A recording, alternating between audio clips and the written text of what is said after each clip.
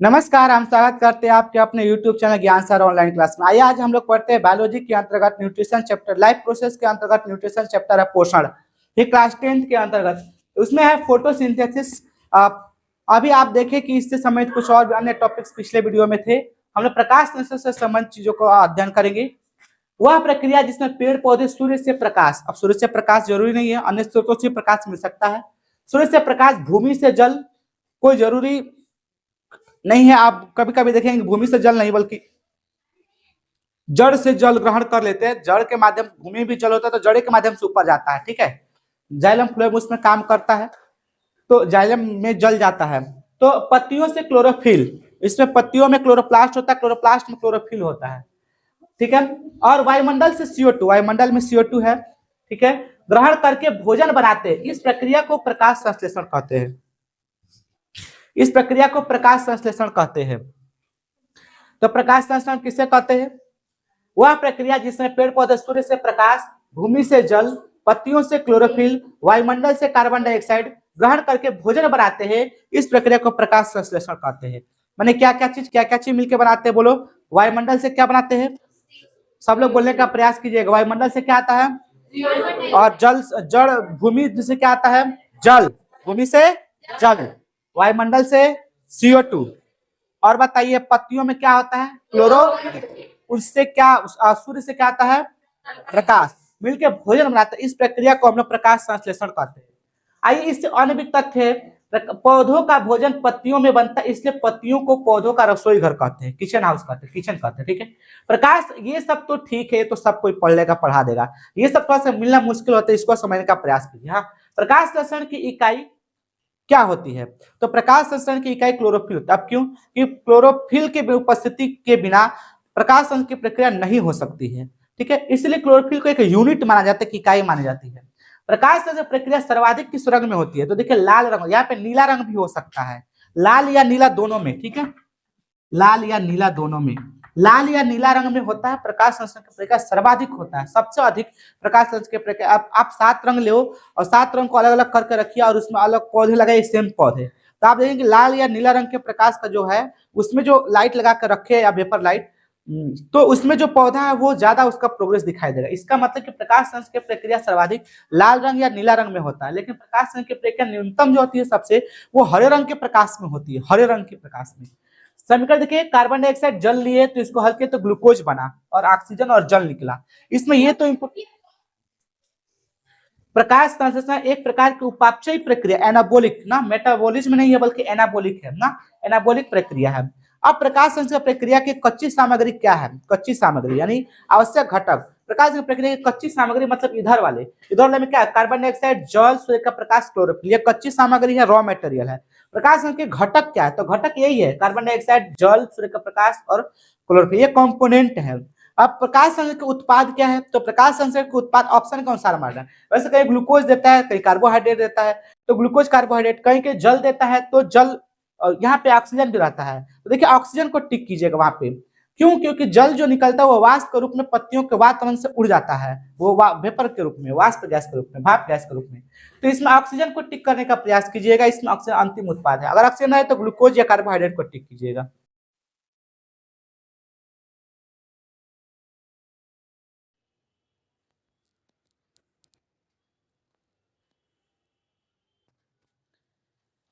स्वागत है इस MCQ सेशन में।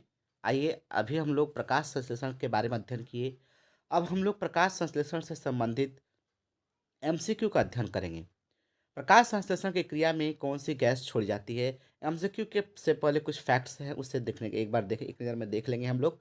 प्रकाश संश्लेषण की प्रक्रिया में कौन सी गैस छोड़ी जाती है? तो यहाँ पे O2 होगा, ठीक है, O2 ऑक्सीजन। लेकिन कौन सा अवशोषित अवशोषित की जाती है? तो CO2। ये क्या होता है? अवशोषित होता है, अवशोषित यानी अवशोषण होता है, ठीक है, अवशोषण होता है। अगला देखेंगे हम लोग।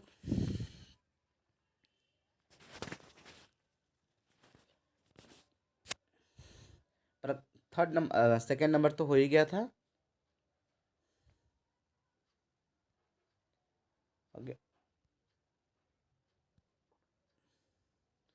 थर्ड नंबर देखेंगे, प्रकाश संश्लेषण का अंतिम उत्पाद यानी लास्ट प्रोडक्ट, ठीक है, इसका लास्ट प्रोडक्ट क्या होगा प्रकाश संश्लेषण का। देखिए दो का बहुत इंपॉर्टेंट है, प्रकाश संश्लेषण और रेस्पिरेशन श्वसन, दोनों का लास्ट प्रोडक्ट क्या होता है। तो ऐसे ग्लूकोज होता है C6H12O6, C6H12O6 ग्लूकोज होता है, ठीक है। फोर्थ देखेंगे हम लोग, सौर ऊर्जा को रासायनिक ऊर्जा में बदलने वाली प्रक्रिया कौन सी है, तो प्रकाश संश्लेषण, फोटोसिंथेसिस, ठीक है, फोटोसिंथेसिस, यह फोटोसिंथेसिस। नेक्स्ट देखेंगे हम लोग, प्रकाश संश्लेषण की दर सबसे अधिक किस में होती है। तो ध्यान देंगे प्रकाश संश्लेषण की जो दर होती है सबसे अधिक कहा जाए तो लाल और ब्लू में होता है, रेड और नीला में, ठीक है।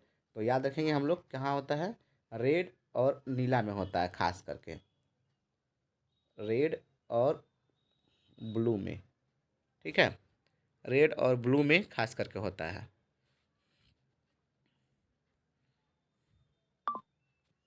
रेड और ब्लू में, अब इसका हम लोग देख भी सकते हैं यहाँ पे, चलिए रेड लिखा है भाई साहब, रेड से रेड लिख दिए, रेड और ब्लू में। हाँ आगे देखते हैं हम लोग,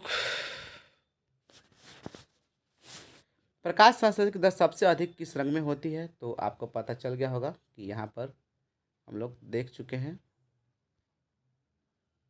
आप रेड में, हाँ रेड में, ब्लू भी होता है या ब्लू, हाँ ब्लू। प्रकाश संश्लेषण की दर सबसे कम किस में होती है। तो देखिए सबसे कम, अगर सबसे कम कह दिया जाए कि सबसे कम किस रंग में होती है, तो कम जो अगर आप बात आती है तो वो होती है ग्रीन में होता है, ग्रीन में, ग्रीन में सबसे कम होता है। ग्रीन में क्यों सबसे कम होता है, क्योंकि अब प्रकाश को अवशोषित नहीं कर पाता है, ग्रीन, ग्रीन में सबसे कम होता है। हाँ चलिए नेक्स्ट चलते हैं, आइए कुछ फैक्ट्स आ गए, इसको ध्यान देंगे। क्लोरोफिल और उसकी संरचना से संबंधित है, ठीक है, यानी क्लोरोफिल की बात होगी इसमें। मैं क्लोरोफिल के केंद्र में क्लोरोफिल के केंद्र में कौन सी धातु मौजूद होती है। तो यहाँ पे आप याद रखेंगे मैग्नीशियम, Mg होता है, ठीक है। क्लोरोफिल के अणु किस में पाए जाते हैं, तो याद रखेंगे ग्रेना में पाए जाते हैं, ग्रेना, ग्रेना, ठीक है, ग्रेना में। हाँ प्रकाश संश्लेषण की यूनिट क्या कहलाती है, तो क्वांटसम, क्वांटसम कहलाती है, ठीक है, याद रखेंगे क्वांटसम कहलाती है। चलिए यहाँ देखेंगे कौन सा वर्णक पत्तियों का पीला रंग देता है। देखिए बहुत इंपॉर्टेंट है, कौन सा वर्णक है जो पत्तियों का रंग पीला देता है। तो पत्तियों का रंग पीला देने के लिए ज़ैंथोफिल होता है, याद रखेंगे पत्तियों का रंग पीला देने के लिए जो उत्तरदायी है वो है ज़ैंथोफिल। हाँ ज़ैंथोफिल, याद रखेंगे, इसको कैसे लिखेंगे हम लोग, ज़ैंथो, XANTHOPHYLL, हाँ ज़ैंथोफिल। चलिए नेक्स्ट देखेंगे हम लोग,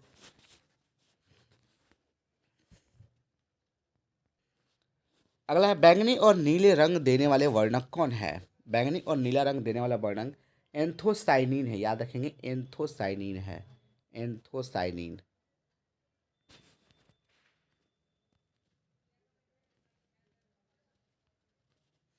एंथोसाइनिन, एंथोसाइनिन, हाँ एंथोसाइनिन। जितने आप लिखिएगा आपका कॉन्फिडेंस लेवल और बूस्ट होते जाएगा और आपको याद रहेगा इस चीज़। सॉरी यहाँ पर ए होगा, ANIN, ठीक है। एंथोसाइनिन बैंगनी और नीला रंग देने वाला वर्णक है, इसके कारण बैंगनी और नीला रंग आता है, किसी किसी सो प्लांट में रहता है ऐसा। आइए देखते हैं नेक्स्ट, क्लोरोफिल का मुख्य कार्य क्या है। हाँ तो क्लोरोफिल का अगर मुख्य कार्य कहा जाए तो प्रकाश ऊर्जा को अवशोषित करना, ठीक है, प्रकाश ऊर्जा को अवशोषित करना। प्रकाश अभिक्रिया यानी लाइट रिएक्शन कहाँ होती है। तो देखिए ध्यान से एक चीज़ कि लाइट रिएक्शन जो होती है इसमें दो आता है, लाइट रिएक्शन और डार्क रिएक्शन। हाँ तो लाइट रिएक्शन जो होता है वो ग्रेना में होता है, ठीक है, ग्रेना में। लेकिन वही यहाँ पे लिखा है थाइलाकॉइड, ठीक, ग्रेना समझेंगे। ठीक है, लेकिन यहाँ पे एक और आता है कि डार्क रिएक्शन कहाँ होता है। लाइट रिएक्शन ग्रेना में होता है, डार्क रिएक्शन कहाँ होता है, आप लोग बताने का प्रयास कीजिएगा।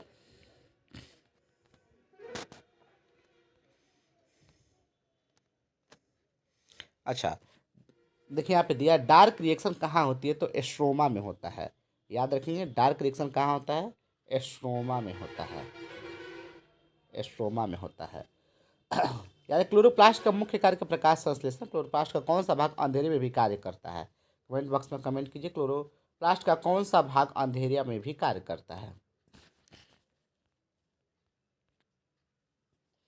आइए, क्वेश्चन है यहाँ पे कि लाल रंग के प्रकाश में प्रकाश संश्लेषण की क्रिया सर्वाधिक होती है, क्यों?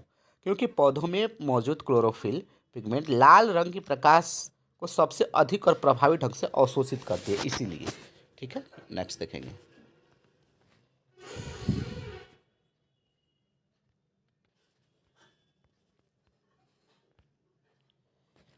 प्रकाश संश्लेषण की क्रिया किस कोशिका के अंग में होता है? कोशिका मतलब कोशिका के अंग, किस कोशिकांग? तो याद रखेंगे यहाँ पे हम लोग क्लोरोप्लास्ट होगा। हाँ, क्लोरोप्लास्ट।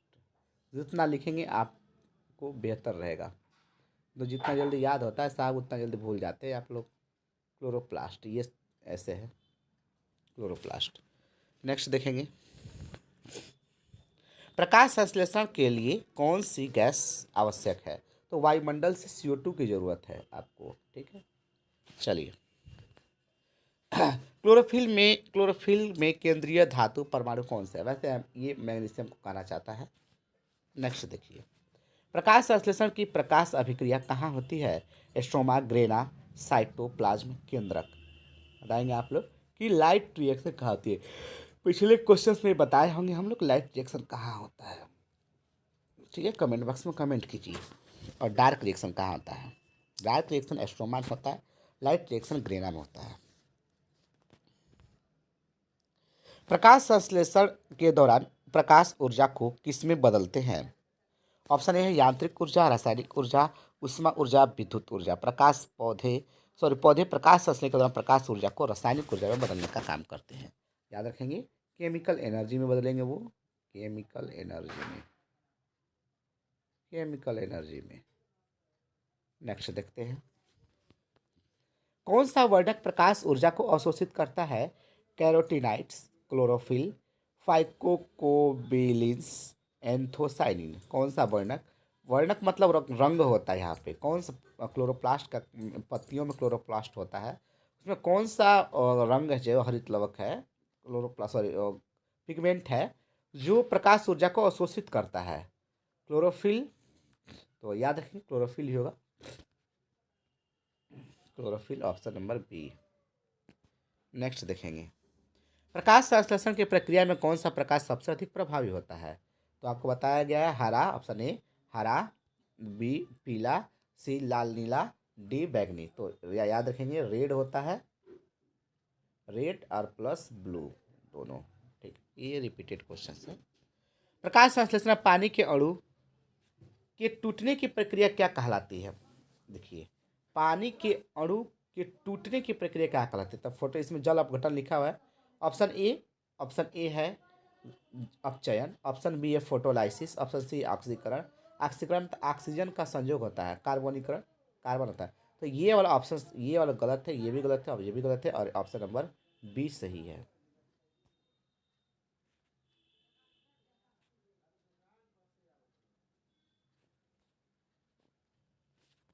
ऑक्सीजन किसके द्वारा प्रकाश संश्लेषण में उत्पन्न होती है? कार्बन डाइऑक्साइड, क्लोरोफिल, पानी, ग्लूकोज। तो याद रखेंगे यहाँ पे पानी होगा, जल होगा, वाटर होगा। हाँ, चलिए नेक्स्ट देखते हैं, प्रकाश संश्लेषण की दर को प्रभावित करने वाला मुख्य कारक क्या है? तापमान, प्रकाश की तीव्रता, CO2 की सांद्रता, उपरोक्त सभी। तो ऑप्शन डी टिक करेंगे हम लोग। ठीक है, उपरोक्त सभी, ऑल। नेक्स्ट क्वेश्चन देखते हैं, प्रकाश संश्लेषण के लिए आवश्यक कच्चे माल कौन से है? CO2, ऑप्शन है CO2, जल, सूर्य का प्रकाश, क्लोरोफिल। तो ये सभी हैं, ऑल, डी। ठीक है, नेक्स्ट देखेंगे, प्रकाश संश्लेषण एक कैसी प्रक्रिया है? कैटाबोलिक है, एनाबोलिक है, कैटाबोलिक है, एनाबोलिक है, फिजिकल है, और इनमें से कोई नहीं। तो ध्यान दीजिएगा, तो अगर कहा जाए तो ये एनाबॉलिक प्रक्रिया है, ये नहीं, यानी ऑप्शन नंबर बी होगा, एनाबॉलिक प्रक्रिया है। प्रकाश संश्लेषण में ऊर्जा का संचरण किसके द्वारा होता है?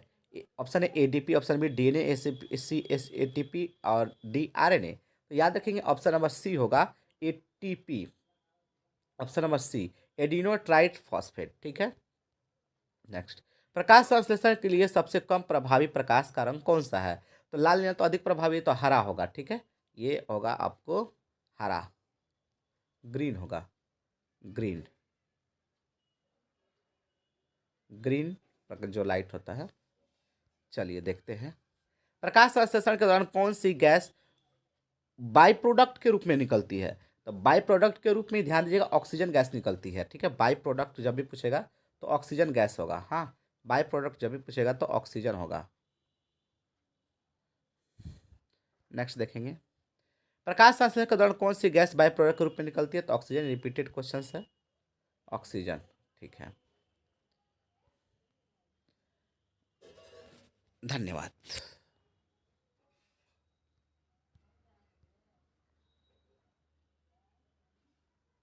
थैंक्स। नमस्कार, हम स्वागत करते हैं आपके अपने YouTube चैनल ज्ञान सर ऑनलाइन क्लास में। आइए आज हम लोग पढ़ेंगे प्रकाश संश्लेषण के बारे में, अध्ययन किए थे पिछले वीडियो में। आज हम लोग पढ़ेंगे प्रकाश संश्लेषण में क्या क्या आवश्यक घटक है, यानी प्रकाश संश्लेषण के लिए कच्ची सामग्री क्या है। तो आप जानते हैं क्लोरोफिल, सूर्य का प्रकाश, कार्बन डाइऑक्साइड, ये सभी जल, ये सभी आवश्यक कच्ची सामग्री है, रॉ मटेरियल है, कंपोनेंट है इसके। अब इसमें कैसे सिद्ध करेंगे कि हमने बताया था कि प्रकाश संश्लेषण प्रक्रिया में प्रकाश संश्लेषण की यूनिट है, इकाई है क्लोरोफिल। इसका मतलब यूनिट और इकाई का मतलब यह हुआ कि सबसे छोटी इकाई है, इस यूनिट और इकाई का मतलब यह कि इसके बिना इसका काम नहीं चल सकता। ये एक यूनिट है, सबसे छोटा पार्ट्स है, इसके बिना यह नहीं हो सकता है। तो कैसे आप सिद्ध करोगे कि पौधे लेकर के आप कैसे सिद्ध कर सकते हैं कि प्रकाश संश्लेषण में क्लोरोफिल का होना आवश्यक है? आइए हम लोग देखते हैं यहाँ पे एक फिगर को।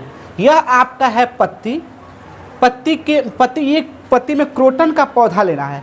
आप स्क्रीनशॉट में देख सकते हैं, क्रोटन का पौधा होगा जिसमें व्हाइट होगा, अब मतलब हरा होगा और कुछ भाग उजला होगा। ठीक है, क्रोटन का पौधा।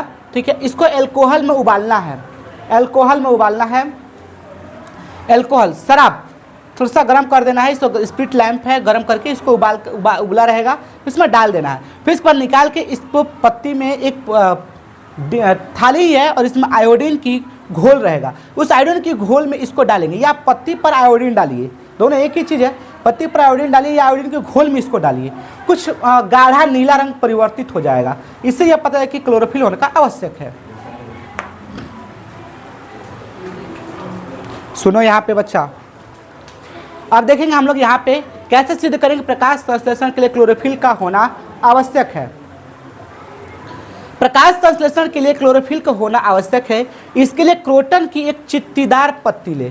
अब चित्तीदार क्या होता है? पत्तियों पर चित्ती दाग होता है। इसके हरे और सफ़ेद भाग को चिन्हित कर ले, मतलब किसी चीज़ से चिन्हित कर कि ये हरा ये सफ़ेद है। अब पत्ती को पहले पानी में डालकर गर्म करें, यानी पानी में डाल के पत्ती को, पानी रहेगा उसमें पत्ती डाल देंगे और गर्म करेंगे स्प्रिट लैंप से। जब पत्ती का रंग सफ़ेद या हल्का पीले रंग का हो जाता है तो उसको निकाल कर ठंडा करता। अच्छा, पत्ती को तब तक उबालेंगे जब तक कि वो हल्का पीला या सफ़ेद ना हो जाए। सबसे पहले क्या किए, क्रोटन का पौधा लिए, उसे पानी में उबाले, बॉयल किए। पानी में उबालने के बाद हम देख रहे हैं कि उसका तब तक उबालेंगे जब तक कि वो सफ़ेद और कहाँ दिल दिमाग है, सफ़ेद और पीले रंग का ना हो जाए, हल्के पीले रंग का ना हो जाए। याद रखें, हम पूछेंगे आप लोगों से। इसको निकाल कर ठंडा कर देता है, कब? जब हल्का सफ़ेद या हल्का पीला होगा तब इसको हम लोग ठंडा कर लेंगे। इसके बाद पत्ती के ऊपर आयोडीन की कुछ बूंद डालते हैं। अब आयोडीन की बूंद ना, आयोडीन कहाँ मिलेगा? 3-4 आयोडीन के लिए आप देख सकते हैं कि मेडिसिन में बेटाडीन सॉल्यूशन जो होता है उसमें भी आयोडीन की मात्रा होती है। जिसमें आयोडीन IP लिखा रहता है, कितना % है आयोडीन। वहाँ से उठा से जो कट टूट जाने के बाद दवा लगा दिया जाता है तो रेड कलर का दिखता है, लगता है कि ब्लड ही है, बट ऐसा कुछ नहीं है। हाँ, आयोडीन की कुछ बूंद डालते हैं। हरे वाले भाग का रंग गाढ़ा नीला हो गया। ओ, आपने पत्ती को 2 भाग में चिन्हित किया था, एक वाइट था एक हरा था। तो जो हरा रंग का था ना, अब उस पर आयोडीन डालते हैं हम तो वो क्या, क्योंकि हम क्यों चिन्हित किए, क्योंकि पीला रंग पड़ेगा या सफ़ेद रंग होगा तो हट जाएगा, चिन्हित किए रहेंगे तो वही रहेगा वो कि यहाँ पर हरा रंग था। अब इस गाढ़ा नीला अब जब इस पर आयोडीन के बूंद डालते हैं तो हरे वाले भाग, क्योंकि पत्ती में 2 रंग था, एक सफ़ेद चित्ती था और एक हरा वाला भाग था, तो हरा वाला भाग गाढ़ा नीला हो जाता है क्योंकि हरे वाले भाग में क्लोरोफिल था। पौधों के पत्तियों में क्या होता है, क्लोरोफिल। चलिए, इसके कारण इसमें मंड का निर्माण, आप कैसे कह सकते हैं सर क्यों गाढ़ा नीला हुआ? गाढ़ा इसलिए उसमें मंड का निर्माण हुआ, मंड, ठीक है। अच्छा, स्टार्च आप कैसे देख सकते हैं रियल में? आप आलू को काट के छोड़ दीजिए, कुछ समय के बाद आप देखेंगे ब्लैक ब्लैक परत जम जाता है, या सेव को काट के छोड़ दीजिए ब्लैक ब्लैक परत जम जाता है हल्का सा, इसी पर स्टार्च में मंड है, वहाँ पे मंड का निर्माण हुआ, इससे इसका रंग गाढ़ा हो गया। और मंड का निर्माण नहीं होता तो गाढ़ा रंग नहीं होता। अतः इससे सिद्ध होता है कि प्रकाश, अच्छा वाइट वाला जो हम चिन्हित किए थे उस पर डालने पर कुछ असर नहीं पड़ा, बट हरा वाला क्या गाढ़ा नीला हो गया। इससे क्या पता चलता है कि प्रकाश संश्लेषण के लिए क्लोरोफिल का होना आवश्यक है।